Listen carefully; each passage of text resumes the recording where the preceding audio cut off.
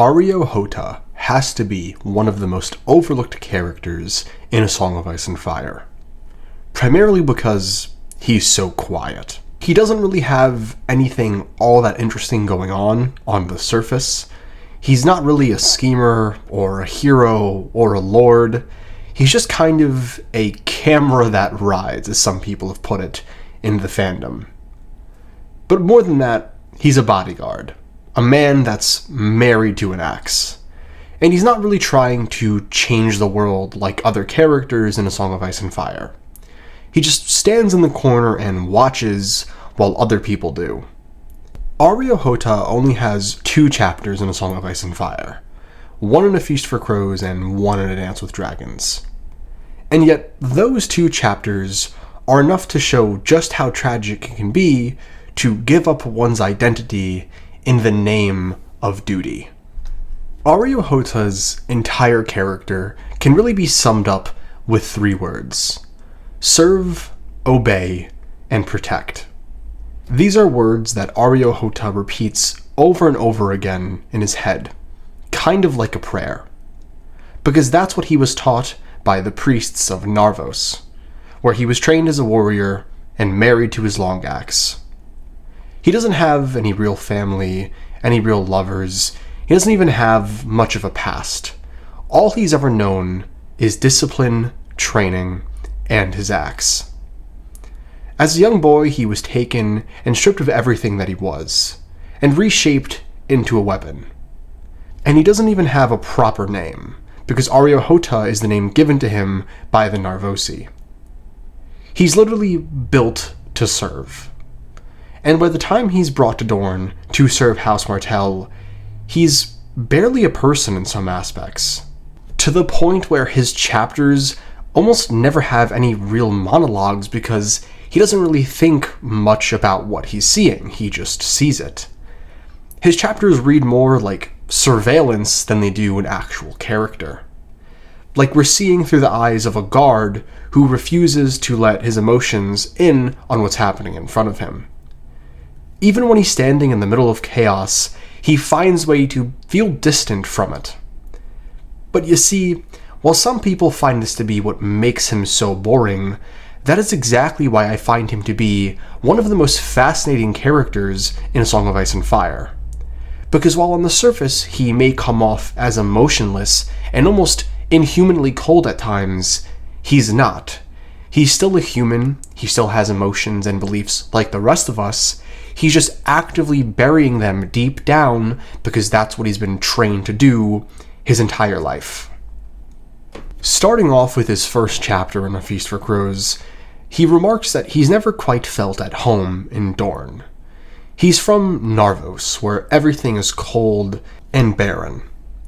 And now all of a sudden, he's in the land of heat, passion, betrayal, political scheming, and everything else that Dorne has to offer. And deep down, he doesn't like it. He doesn't say this out loud, but from his few inner monologues that we get in his chapters, you can tell he's very uncomfortable in Dorne. He says the food is too spicy, that he doesn't understand the women or the politics or any of the games that people play, but he decides to stay anyway because it's his duty. Beyond that, he watches, never really getting too involved in anything unless ordered to do so. And for the most part, that's who he is. A man who watches as the powerful lie to each other, as the impulsive and dangerous people tear each other apart, and as unfortunately, innocent people get caught in the middle. He stands in the middle of this desert and doesn't flinch while the prince's children demand war. He knows deep down that they're dangerous, but he also understands what they're going through, still grieving the loss of Oberyn Martell.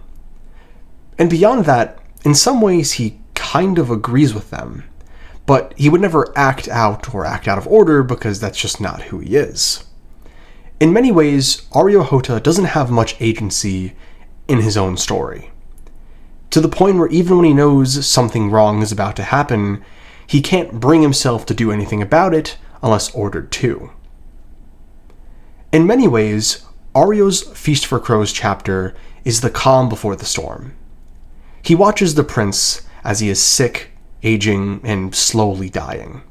He watches him try to hold the kingdom together with nothing but secrets and such an unbelievable amount of patience that it could drive a man crazy. Beyond that, he watches the Sand Snakes fight against him, demanding war, vengeance, and blood. And even when the Sand Snakes openly challenge Areo, he just kind of ignores them. He isn't one to act unless needed to or ordered to. Areo Hotah isn't here to debate. He isn't here to talk politics with people. All he's here to do is keep the peace, even if that ends up killing him.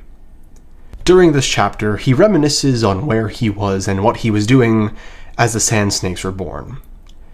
He thinks about how they aren't strangers. They're people that he's seen grow up, people that he doesn't want to hurt, people that he doesn't want to go against. But at the end of the day, he lives by one thing: serving, obeying, and protecting. And when push comes to shove, that's all that matters to him.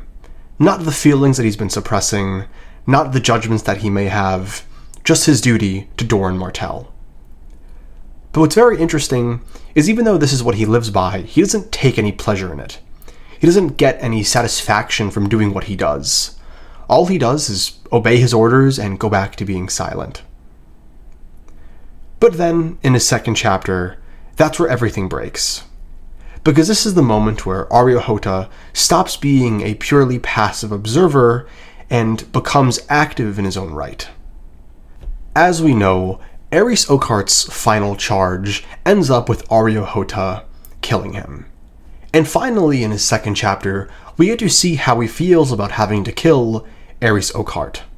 And we find out that he took no pleasure in it.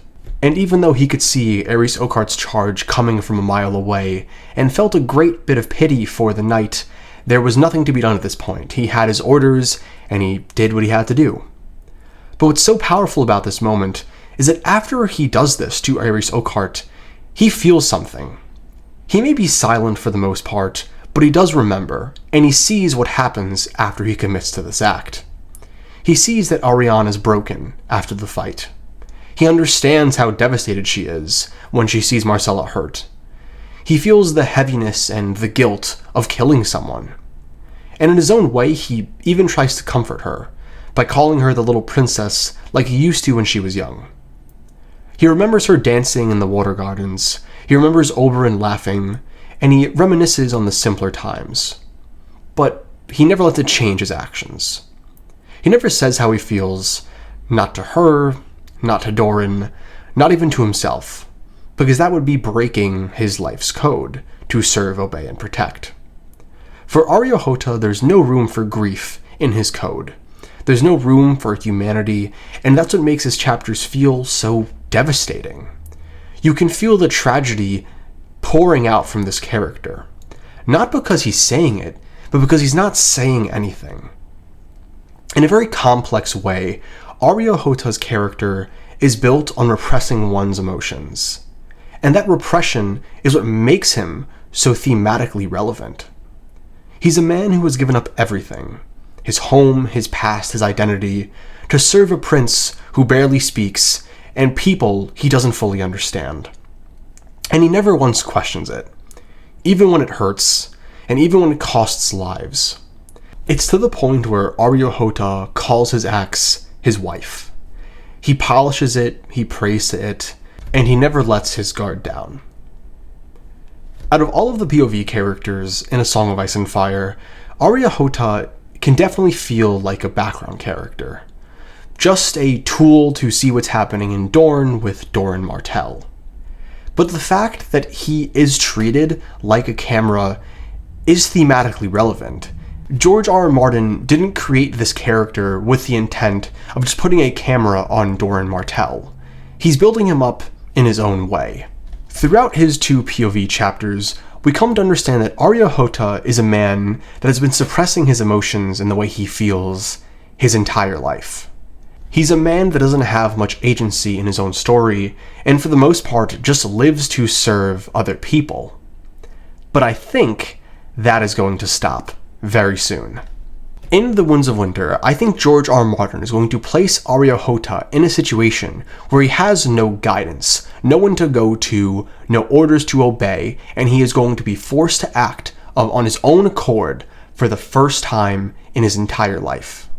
And I believe that when that happens, the A Song of Ice and Fire community will love and respect this character a lot more than they currently do. Because like the character that Areo Hotah is always watching, Dorne Martell, I believe that George R. R. Martin is very much playing the long game when it comes to the character development of Areo Hotah. And I feel that when his arc is all said and done, he'll be a character that people look at much more fondly. With all that being said, if you made it to the end of this video, thank you so much for watching.